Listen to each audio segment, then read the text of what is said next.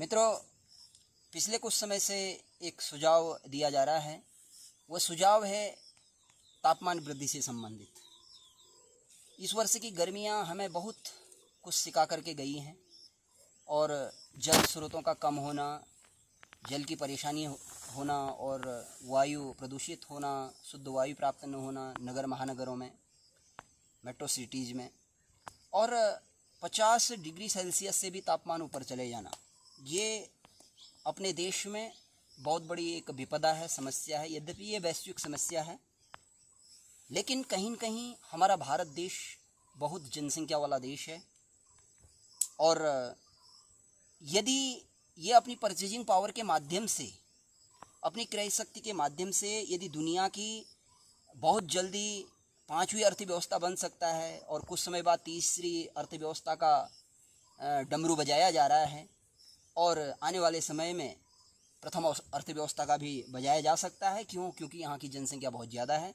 विश्व की जनसंख्या जितने देश हैं उनमें सबसे आगे भारत चल रहा है। तो क्यों न तापमान वृद्धि के लिए भी हम इस जनसंख्या का कुछ लाभ उठाएं। तो हमें व्यक्तिगत रूप से जागरूक होना पड़ेगा इसके लिए। तो मेरा जो सुझाव है वो व्यक्ति विशेष के लिए भी और सरकारों के लिए भी। जैसे रोड इंफ्रास्ट्रक्चर विकसित होता है पूरे देश में, चाहे वो राष्ट्रीय राजमार्ग हो, राज्य राजमार्ग हों, चाहे लोकल छोटे लेवल के राजमार्ग हों या एक्सप्रेस वे हों, तो उसमें जो रोड कटान होता है, सड़क मार्ग का कटान होता है और उसमें कितने हजारों लाखों पेड़ बलि चढ़ती है और उससे कहीं न कहीं तापमान वृद्धि होती है। एसी तो है ही देश में, मेरी दृष्टि से सबसे बड़ा मुद्दा तो एसी है तापमान वृद्धि का। लेकिन दूसरा मुद्दा जो है, ये विशेष ये है कि उन पेड़ों की भरपाई कहाँ होती है, केवल खाना पूर्ति हो जाती है। तो क्यों ना जब कोई टेंडर दिया जाता है रोड के लिए, सड़क के लिए किसी ठेकेदार को, क्यों ना उस टेंडर में यह प्रक्रिया भी सम्मिलित कर दिया जाए। टेंडर में जो उसका अमाउंट होता है, धन होता है, वो बढ़ाया जाए उस स्थिति में। यानी रोड जब कट गई, उस रोड में कटने में जितने पेड़ नुकसान हुए, कटे, अगले 5 वर्ष तक उस ठेकेदार की ये जिम्मेदारी है, उस टेंडर के माध्यम से, उन शर्तों के माध्यम से, कि अपने एक माली को रख करके, 2 माली को रख करके, उसके लिए अलग अलग नियम बनाए जा सकते हैं। 5 किलोमीटर की परिधि में 1 माली होगा, 10 किलोमीटर की परिधि में 2 माली होंगे। तो उस ठेकेदार का कर्तव्य दायित्व यह रहेगा कि वह अपने रोड के दोनों तरफ संभव है तो दोनों तरफ का कॉन्ट्रैक्ट होगा, अगर एक तरफ संभव है तो एक तरफ।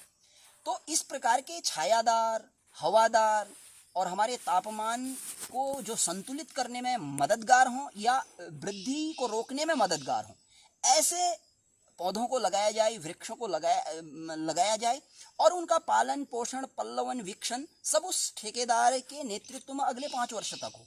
और जब उस ठेकेदार के द्वारा उसको विभाग को सौंपा जाता है, लोक निर्माण विभाग को, तभी उसका पूरा अगला जो पेमेंट है वो किया जाए, अर्थात जो टेंडर प्रक्रिया में धन उसके लिए बढ़ा था उन पेड़ों के पल्लवन वीक्षण के लिए। तो यह प्रक्रिया क्यों नहीं देश में हमारे अपनाई जा सकती है और इसको अपनाना पड़ेगा।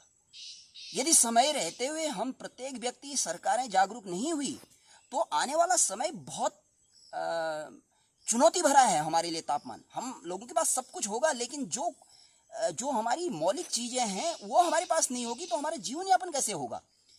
और सामान्य जो गरीब तबके का वर्ग है वो कैसे जिएगा। चलो, पैसे वाला तो एक बार के लिए अपना भौतिक संसाधनों का उपयोग करते हुए जी लेगा कुछ समय के लिए, लेकिन जो आम व्यक्ति है देश में, इतना 80 करोड़ से ऊपर लोग आज भी गरीबी रेखा से नीचे जीवन यापन कर रहे हैं, तो उनका क्या होगा, ये हमें सोचना पड़ेगा। हमारे नीति निर्माताओं को, हमारे जो राष्ट्र संचालक हैं, उनको सोचना पड़ेगा समय रहते हुए। केवल एसी कक्षों में, वातानुकूलित कमरों में बैठ करके पॉलिसीज बना करके कार्य नहीं चलेगा। धरातल में क्रियान्वयन करने की बहुत सख्त आवश्यकता है।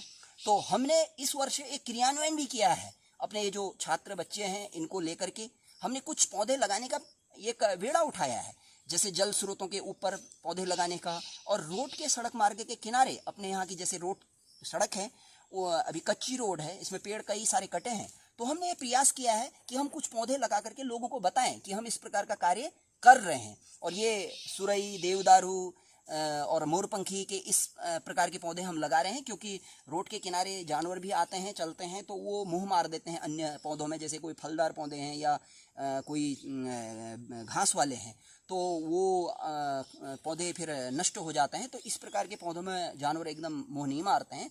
तो इस प्रकार के पौधे शायद हो भी सकते हैं, ये हमारा प्रयास है। तो हमें इस वीडियो के माध्यम से मैं कहना चाहूँगा कि आप लोग भी व्यक्तिगत रूप से भी, सार्वजनिक रूप से भी इस क्षेत्र में जागरूक हुए, और हमें जागरूक होना पड़ेगा। मैं फिर ये बात कह रहा हूँ कि हमें जागरूक होना पड़ेगा। यदि हम जागरूक नहीं होते हैं, केवल भौतिक विकास की ही बातें करते हैं, केवल 5th लार्जेस्ट कंट्री की बात या 3rd लार्जेस्ट कंट्री की बातें, नारे जय घोष करते हैं, या पोस्टर इत्यादि चिपकाने में ही मस्त रहते हैं, या जयकारे जय घोषों को करने में मस्त रहते हैं, तो उससे हमारे राष्ट्र का विकास नहीं है। हमें मूलभूत जो हमारी आवश्यकताएं हैं, एसेंशियल चीज़ें हैं, उनको विकसित करने के लिए हमें आगे आना पड़ेगा। और ये हम सभी लोगों का, प्रत्येक भारतीय नागरिकों का कर्तव्य होना चाहिए। और जो वातानुकूलित कमरों में बैठ करके बहुत उच्च स्तर की बातें करते हैं, उनके क्रियान्वयन करने के लिए उनको भी धरातल में उतरना पड़ेगा। केवल ऐसे नहीं कि पौधा कहीं पे, एक पौधे पे हाथ लगाया और हाथों में मिट्टी भी नहीं लगी है, और कुछ खुदाई नहीं कर रखी है, और पूरा बंजर पड़ा है, और उसमें फ़ोटो लगा करके हम पूरा प्रसारित कर दे रहे हैं और हम पर्यावरण के संरक्षक बन गए हैं। ऐसा भी नहीं हमें करना पड़ेगा, क्योंकि हमें खुद क्रियान्वयन के लिए आगे आना पड़ेगा। तो आप सभी लोगों से इस वीडियो के माध्यम से निवेदन है कि कहीं न कहीं ये बातें आपको अच्छी लगेंगी, और आप भी इन बरसातों में एक अभियान भी चल रहा है, एक पेड़ माँ के नाम। एक पेड़ तो हम लगाएं रिक्त जगहों पर जहाँ यथासंभव है। छत में तो पौधा लगा रहे, ये संभव नहीं है, तो जहाँ पे संभव है वहाँ पे तो हम करें। हम जंगलों में चले जाएं, हम चीड़ के जंगलों में जा करके कुछ पौधे लगा दें, उसको एक पेड़ को विकसित करने का संकल्प ले लें, तो कहीं न कहीं हम अपने उद्देश्यों को साकार कर पाएंगे। तो मेरा यही कहना है इस वीडियो के माध्यम से। मैं इन छात्रों का भी, अपने ये बच्चे हैं तो इनका भी साधुवाद दूंगा कि ये हर समय इस मुहिम में आगे को आ रहे हैं, और पढ़ाई के साथ साथ अभी 2-3 घंटे ये पढ़ाई करते हैं शाम को पुस्तकालय में, और उसके बाद इस प्रकार के कार्य में भी आगे रह रहे हैं। इनने भी कई जल स्रोतों के ऊपर भी पौधे लगा दिए हैं, उदिस, तीमल इत्यादि से संबंधित। तो इस प्रकार की जो गतिविधि है हमारी चलती रही है, पढ़ाई के साथ साथ, अध्ययन अध्यापन के साथ साथ, ये भी प्रमुख दायित्व है। तो मैं अपनी वाणी को यहीं पर विराम देता हूँ। धन्यवाद।